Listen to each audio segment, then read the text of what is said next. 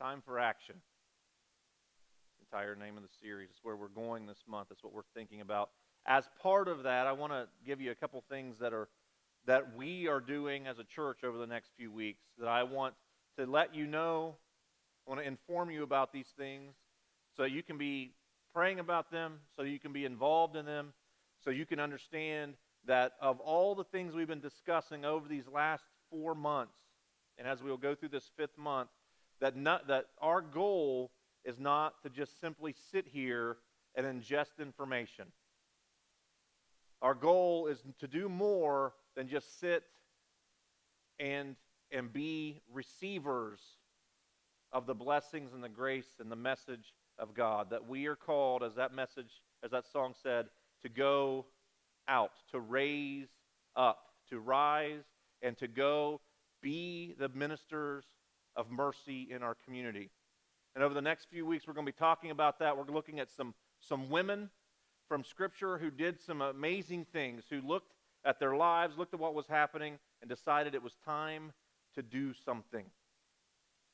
And so, as we go through this for the next 3 weeks, we're going to be discussing that. But on the 4th week of May, we are going to not have church in this building.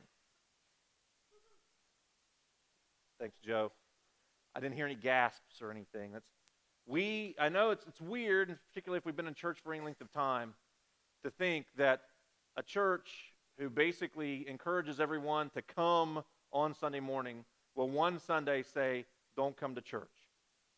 But you're not getting the day off. We are going to, as a community of faith, go and serve the people of Rio Grande. We're working with different service projects that we are going to have going on during the same time, 10 to noon on Sunday morning. And we're going to go out and we're going to do something and become a presence as a community in the community of Rio Grande. I'm very excited about this. I brought this idea to the vision team, or the entire ministry team, early in January this year. And initially my ideas were a little bit radical.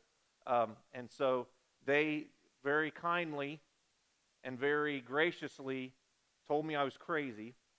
But as we discussed, realized that there was a way to do this. It wasn't that they didn't want us to go out and to minister to the community.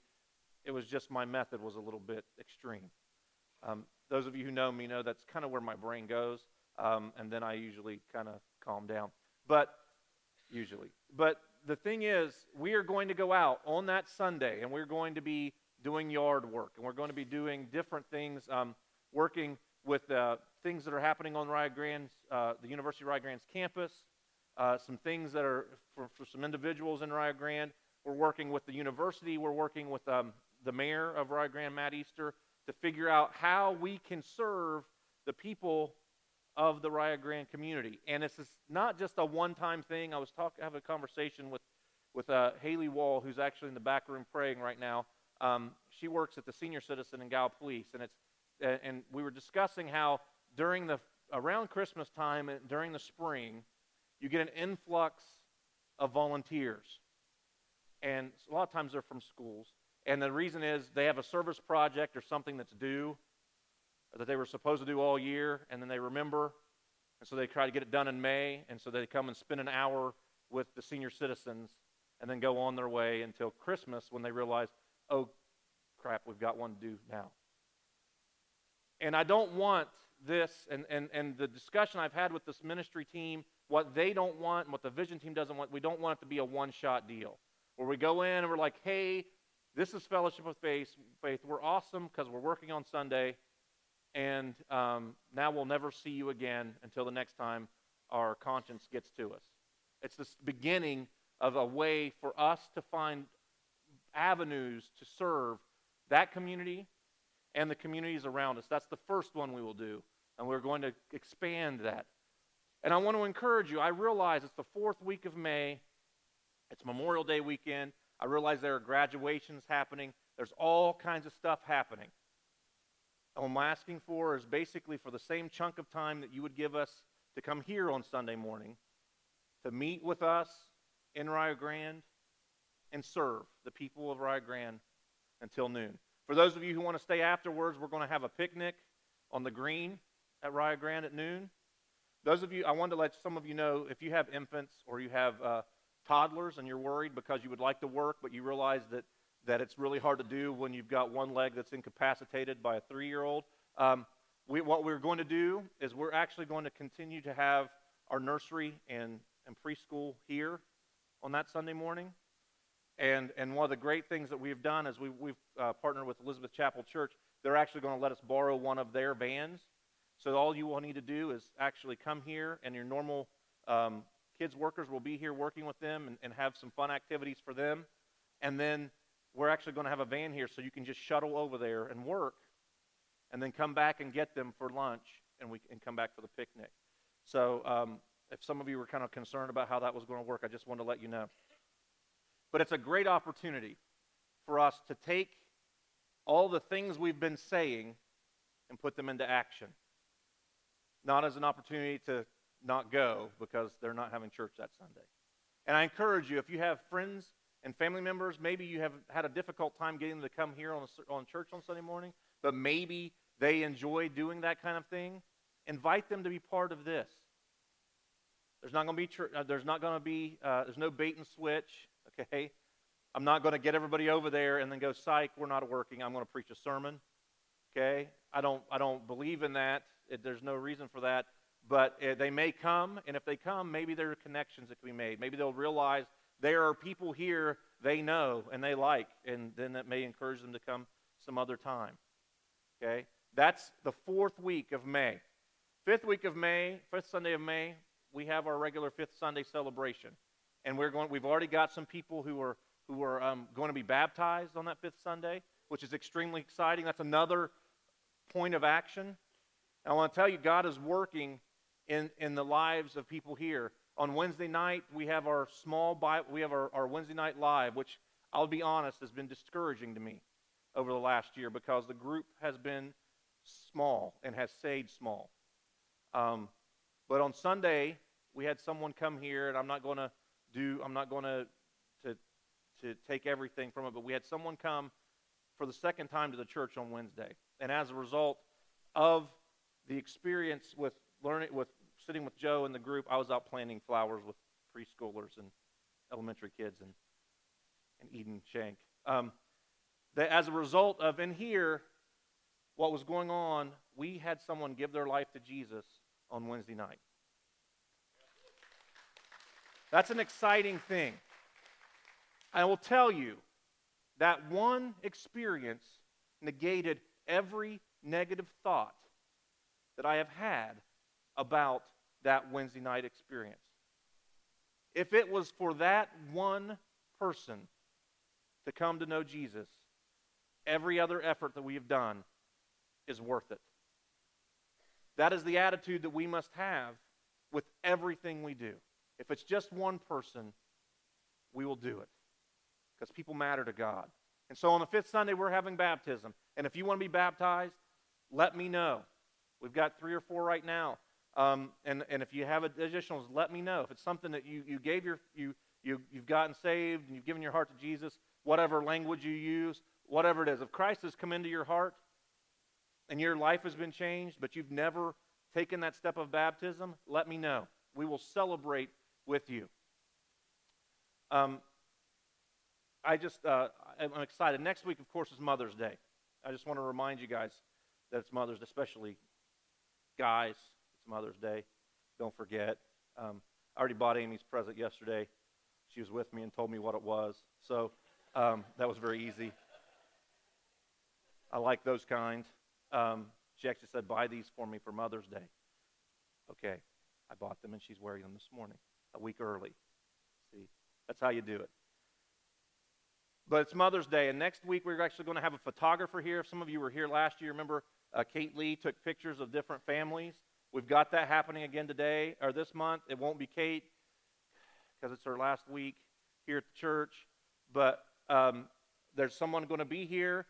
If your family's going to be in town and you've been trying to get a family picture forever, but no one is ever together, I encourage you to do that. It doesn't cost anything. It's just something that we want to do for you. If your mom's going to be in town, and maybe she doesn't usually come with you when she's in town, but you say, hey, Mom, you get a free picture of your kids and grandkids, there's a good chance she's going to show up. I just want to remind you, but those are all the things that are happening in May.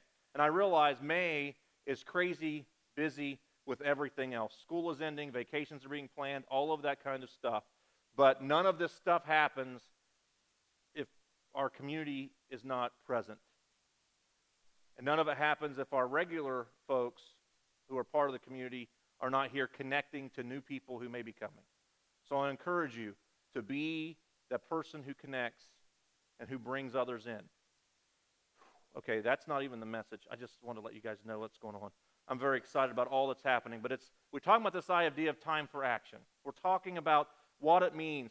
We have gone through this idea of restoration in January, and we talked about hearing God's voice, and we've talked about the power of the Holy Spirit, and we've talked about what did we talk about last month? We talked about the idea. We went and focused on missions last month. Okay, and we've got all of that kind of stuff, and it's very easy to get excited about it in here and think, this is right, this is true, this is exactly what needs to be done. But so often, that's as far as it goes with many of us. I'll tell you that I am not a particularly good person with crisis. I was thinking about this week. Anytime, and our kids are a little older, it doesn't happen as much now, but like when my kids were toddlers, and they would just like get sick and just start puking on the floor, my immediate response was to just stare at them as they puked on the floor. Does anybody else have that reaction? Or something else is happening, like someone cuts their finger off, or something is going on, and you just kind of go, that's really bad. That something has to happen there. And inevitably, Amy will say, will you please go to get a towel or something? Usually, one of the reasons I don't do that is in my family, I was being puked on usually. That was a tradition that my kids love to carry on. But she would say, just go find something to fix the situation. But I don't. I just kind of get in that shell-shocked, oh no, what's going to happen? And then someone inevitably will snap me out of it, and I'll go, oh, okay, now. And then from then on, I focus. And so often, that's the way we are with a lot of different stuff that happens in our lives. Even if it's an emergency, like it's happening right now, or if it's something we know it's going to happen in the future, the other part that I have a tendency to do is collect all the data, create all the plans, have everything in order, and then it looks really good, and it sits there, and then something else distracts me, and then later on I'm like, oh, I had this really cool plan for this, and it didn't happen. And so often in all of our lives, we get to the place where there's so much stuff happening. There's so many things happening because our schedules are so full. All those things, sometimes there are things we know we should do, but they get pushed to the sides of our mind. We get overwhelmed, and we just kind of look at them, and it's just like, I know that something should happen, but I don't know what it is. We get overwhelmed, and we just kind of just freeze like a deer staring at a headlight, and we can't move, and we get frozen in place. And as a result, because of the overwhelming weight of all that stuff, as a result of just our brain lock, nothing happens. And then sometimes those things that we were worried were going to happen. And we think back and we go, man, if I'd have just taken that step, if I'd have just seized that moment.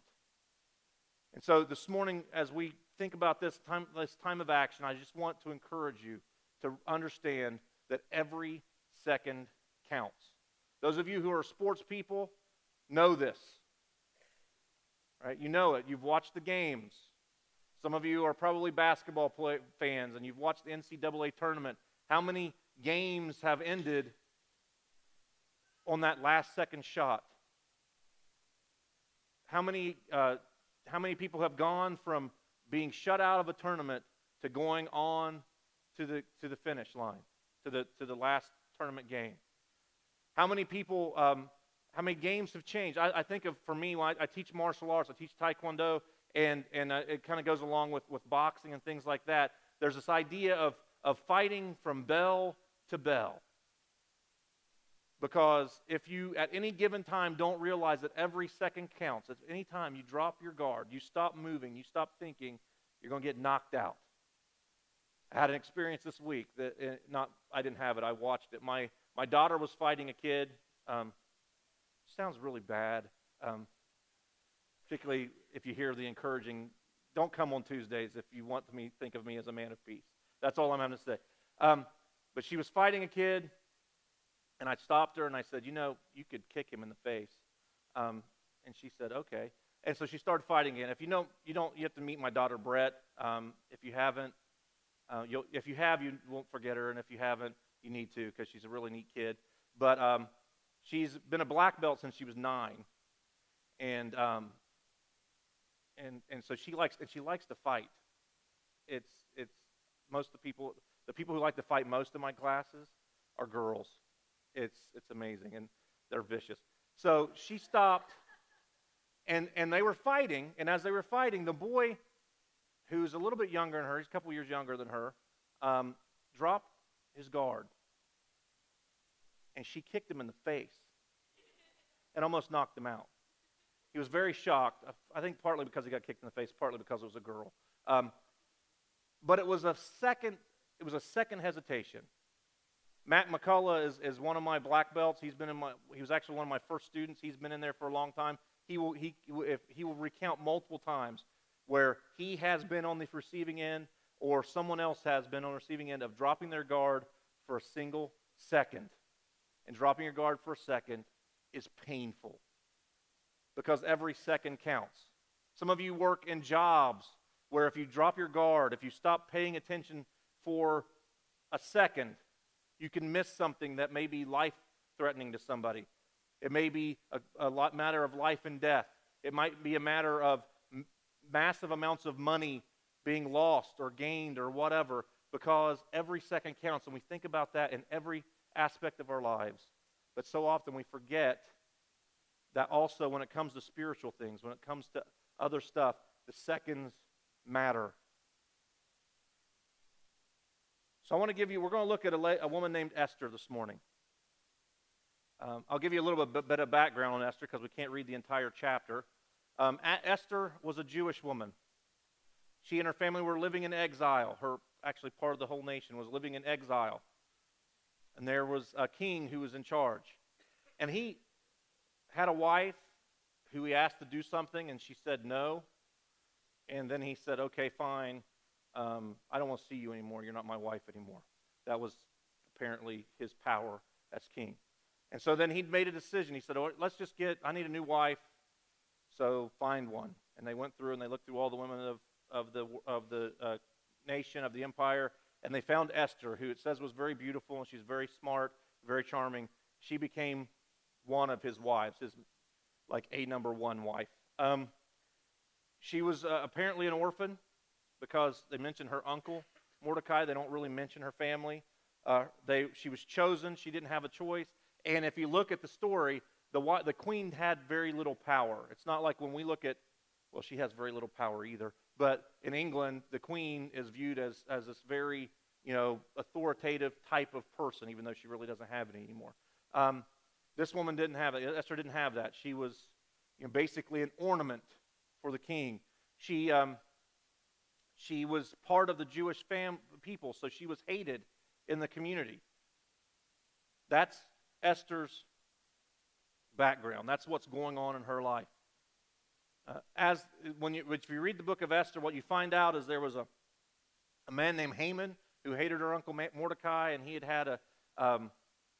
got the king to okay the destruction of the Jewish people. That seems to happen frequently. There are people who decide we're going to do that. We're going to eliminate the Jews.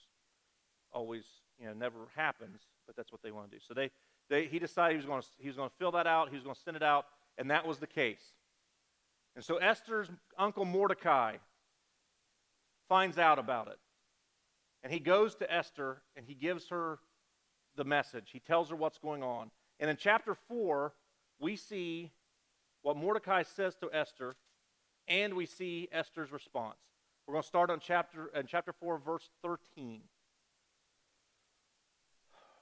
Mordecai sent his reply to Esther, "Don't think for a moment that because you're in the palace, you will escape when all other Jews are killed. If you keep quiet at a time like this, deliverance and relief for the Jews will arise from some other place, but you and your relatives will die. Who knows if perhaps you were made queen for just such a time as this." Then Esther sent this reply to Mordecai, "Go and gather together all the Jews of Susa and fast for me. Do not eat or drink for 3 days, night or day. My maids and I will do the same. And then, though it is against the law, I will go to see the king. If I must die, I must die." So Mordecai went away and did everything as Esther had ordered him. That happens. Esther actually goes into the king. Actually, she goes 2 separate times. And the idea is you don't go to the king unless he calls for you or then you die. She actually does it twice. And as a result, the king realizes what's going on, and he can't rescind the order, but he does something different to actually save the Jewish people. So Esther does what needs to be done. But what I see there, what's so interesting to me, is that Esther was confronted, and she tried to avoid the situation. When Mordecai was talking to her, she basically was coming up with the idea that she was completely powerless. What do you expect me to do for it? And Mordecai had to explain to her, you're not exempt because you're the queen. This is something that also applies to you. And he had to push her, but then she realized that in this situation, every second counted. She had to do. She couldn't just put it off. She couldn't be overwhelmed by the situation. She couldn't just sit and look aghast as her people were destroyed. She realized every second counted, and so she decided it was time for action. And when I looked at this, I pulled some things from this that I looked at for us. How can we respond to those situations? How do we identify? How do we act the way that Esther acted? How do we find the things to do to get us moving forward? Last week we talked about the idea of taking foolish steps. And I mentioned how hard it is sometimes to take that first step. And sometimes it's because we don't know what the first step is. And sometimes the struggle isn't necessarily what to do. What step to take. We don't even know what is in front of us. We don't even know the situation. And the first thing that had to happen for Esther, and the first thing that we have to realize, is we have to identify the situation that needs the attention, right? We can't just kind of go and say, I know there are things that need to happen, but I don't know what they are. And sometimes it's easy because you wake up one morning and you go to the doctor and they tell you, you have cancer. So your mountain is there in front of you. Or you wake up and you find out that a relationship that you had is over. And some of us, it's a little bit harder. Maybe it's a little more difficult because you wake up and work is going this way, but you just as things are, relationships are being, there are barriers to relationships, or maybe there are financial things going on. But you just have to identify what that one thing is. What is it? And sit down and actually make a decision and figure it out. It may not be your choice, your situation. Esther had nothing to do with the decision that she made. She was thrust into that situation. But it had to be brought to her attention, right, by Mordecai. And sometimes we've got people in our lives who we need to give permission to point to things that need action. That because we are not living the way we need to live. Maybe sin is there and we don't see it because we have gotten so used to it, and we need people in our lives who are willing to point those things out in a loving way. Maybe sometimes there are things happening in your job and you're just miserable and you're making other people miserable, and you need people in your life who can say, you're making us all miserable. You need to deal with this. Or your finances are going a certain direction and people around you are just watching as you make bad decision after bad decision when it comes to finances. You need to have people in your lives who you can trust to say, you need to get this together. And you need to also be willing to listen. Esther didn't want to listen at first. She wanted to let someone else take care of it until Mordecai helped her realize that it was something that was going to impact her forever and her family forever. And it may be obvious. It may not be something that's obvious. You may need help figuring it out. But what I would say is, I was listening to a thing today, or this week, from a leadership perspective, and he said, you have to identify the mountain you've got to climb. And for some of us, it feels like we've got a whole mountain range. And that's why it's overwhelming sometimes, because it's like, Jamie, I don't have a mountain to climb. I have all of them. And it's not the Rocky Mountains. It's, every one is Mount Everest. And so I realize that. And so, but you have to identify in that situation, what's the one? What's the first one? How are you going to climb that mountain? And you have to identify it and know what it is, as Esther figured out what her issue was. And then you have to take the next step, and you have to determine what your next step is. Determine what your next step is. Do you realize, do you see in this passage, Esther's next step was not to go to the king. Esther's next step was to ask other folks to pray and to fast as she prayed and fasted for the direction of God. That was her first step. Wasn't to say, Mordecai, say, go do this, and she says, okay, and then she just runs off without a plan. You have to determine that next step. Sometimes the next step is small. Sometimes it's huge. Sometimes, the next step is realize, some of you the next step may be quitting a job, because even though the financial part of it is great, you feel like that you are losing yourself and you're losing your family because of it. Or maybe the next step is small, of maybe having a conversation or making a modification to your eating habits. Extra, putting an extra half hour in for exercise. Whatever it is, it may be a small thing. You may have to do it by yourself, or you may need to do it with support. I will tell you this. Those big mountains in your life, the ones that you just look at and you can't imagine how you would get to the top, you cannot do them alone. There are people in this room who I know have had marriages end. And I know that there was no way you would have gotten through what you got through had you not had someone walking along beside you. There are those of you in this room who have dealt with addiction issues. You don't go through an addiction process, a cleaning up process by yourself. And you don't maintain sobriety by yourself. You don't walk, the Christian life itself is not to be done on your own. So many of you in this room, I know, feel like failures because you look at your spiritual life and you look at all the mountains that you're supposed to climb to become more like Jesus. And you feel like, I don't know how I can do that. I don't know how I can pray regularly because I've not really ever been taught. I don't know how I can study Scripture. I don't know how I can build community with other folks because, honestly, I don't trust people all that well. And I just don't know how to do it on my own. I will tell you, you don't have to do it on your own. It was not, the Christian walk was not made to be a solo effort.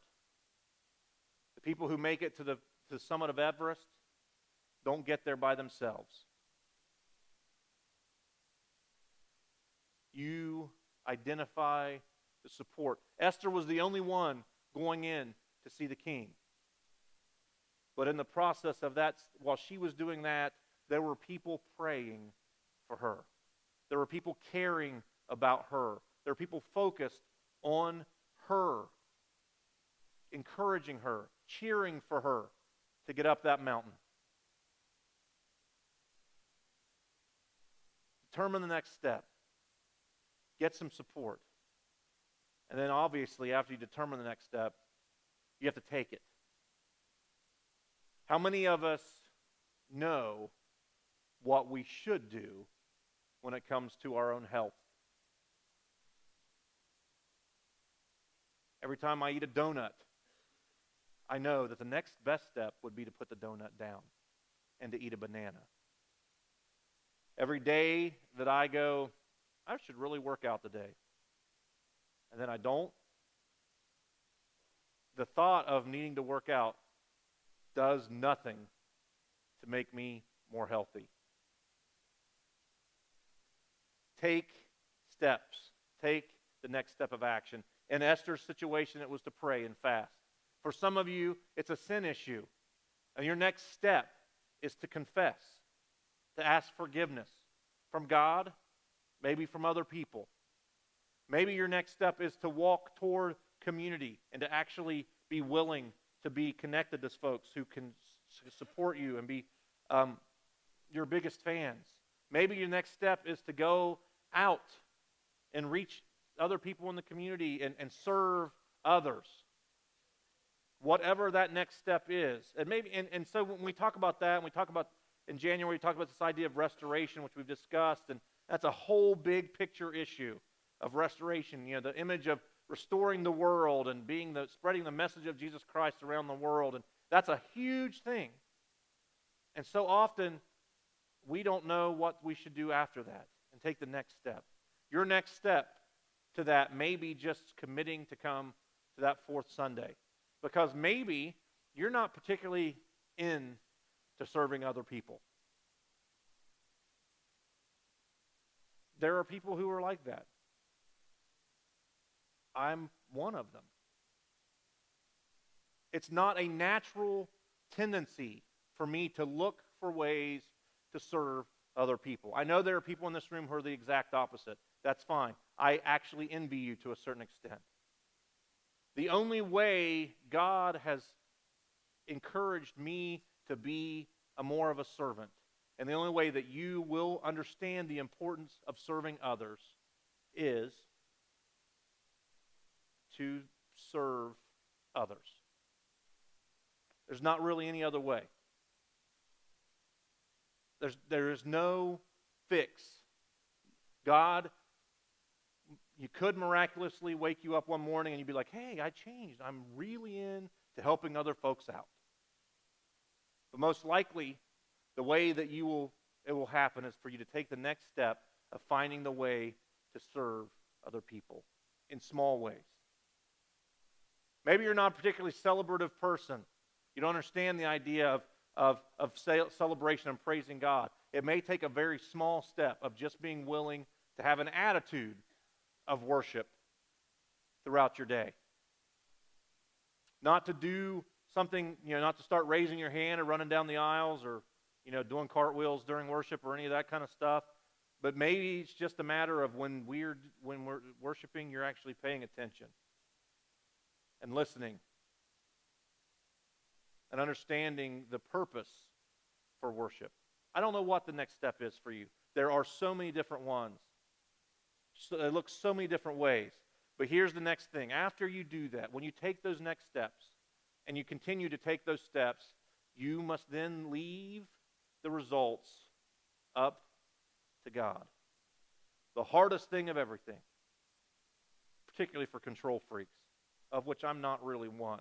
So that's a little bit easier for me. But I know, because I've had conversations recently with people in this community who say, I'm really good at planning. I really am good at doing things. But it's so hard for me to then take my hands off and say, God, whatever it is, I've done all I can do. You are the one in control.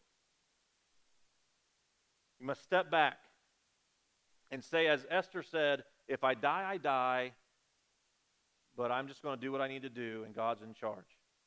In the book of Daniel, you read a story about three Hebrew young men who were also in exile, who were confronted with the issue of whether or not they were going to deny their faith. And when they chose not to deny their faith, they faced death. And they looked at a king and they actually said almost exactly what she said. If we die, we die, but we know God can deliver us if he wants. And God delivered them. That result was up to God. They had no control over that. Jesus, in the Garden of Gethsemane, prays, Lord, if you will, let this cup of suffering pass from me. But if not, whatever your will is. I am not going to tell you that when you take these next steps, I'm not going to tell you that when you take these next steps, everything will turn out rosy. For every story of the Hebrew children and of Esther, you have a story of Dietrich Bonhoeffer, who's a pastor during the World War II, who took a stand against Hitler and died in a concentration camp. But the results ultimately are up to God. If you are out looking and serving other people, and you say, Jamie, I'm serving others, but I don't know how to do the whole evangelism thing. Like it doesn't come naturally to me to talk about the scriptures and things like that. But these people know I'm a Christian, and I'm serving them, and they've got questions for me, and I'm building that relationship. But I just can't make them come to church. I can't make them make that commitment to God. You're right, you can't. You do what God has called you to do. You take the step, and then you leave the results up to God. If you wanted something to be done correctly, would you want you to do it or the creator of the universe? A lot of you just said me, but that's your own prayer issue, okay? We must be willing to take the step and then take our hands off and let God deal with the consequences. It is vitally important, but every second counts. If we don't ever take those steps, we sit back, nothing will be done. Maybe people die. Maybe people go into eternity without knowing Jesus. Maybe something else happens. Maybe we die early because we don't take care of ourselves. Or maybe we take that next basic step and the world changes. So what's God calling you to do in a wider sense? What's your mountain that's in front of you this morning? What is it God is calling you to do? What is it that the thing with which you struggle? And it may be a spiritual thing, but it may be a finance thing. It may be a health thing. It may be something else. What is it? Where has He brought you to at this moment where you realize every second counts and you need to start making some different decisions and trusting God that when you take the steps that He puts in front of you, that they will be the right steps and good things will happen and things will change. But I've got a bigger question for you. Why has God brought you here for such a time as this, today? A lot of times I discuss things and I leave you questions and you go and I want you to think about it and reflect on them throughout the week. That's why we do readings. There's a reading list in the program that you can go through and kind of reflect on the message and all that. I realize that, but I've got a question for you this morning. Why has God brought you here at this second? Not why did you come, okay? Not did you come, I'm not asking you, did you come because a family member invited you and you just did it so they would stop? I'm not saying this because you have a commitment, because maybe you had a requirement to be here and serve this morning. It's not because out of some kind of just sense of regular duty that you're here, or even because you love the church and you're excited to come to church on Sunday morning. But I'm asking you a question that we all need to answer. Why has God brought you here at this moment today? Because I believe there is no one in this room by accident. There is no one in this room that does not have a next step to take. As He brought you here this morning because you have been questioning and you've been learning, and you've been thinking, and you need to about God, and you just don't know, and you need to take the next step of accepting what He so freely offers, and accepting the salvation offered to each of us by Christ. Is that why you're here this morning? If it is, the next step will change your life.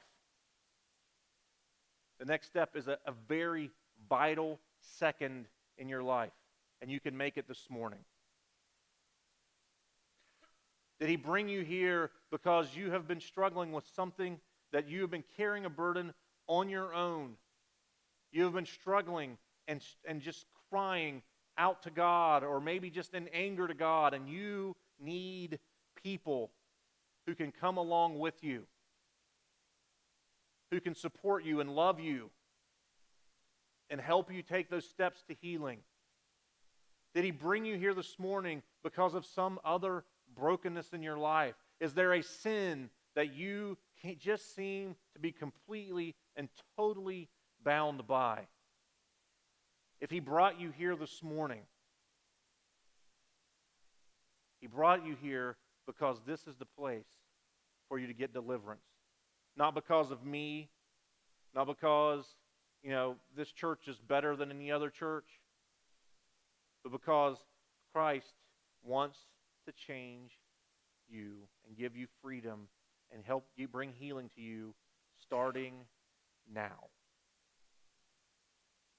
Why has He brought you here? Does He brought you here maybe because none of that stuff is true, but you need to be the person who's available to pray with somebody else? You need to be the person who's available to help others understand financial things or health things or whatever it is. Why has He brought you here today? Because every second counts.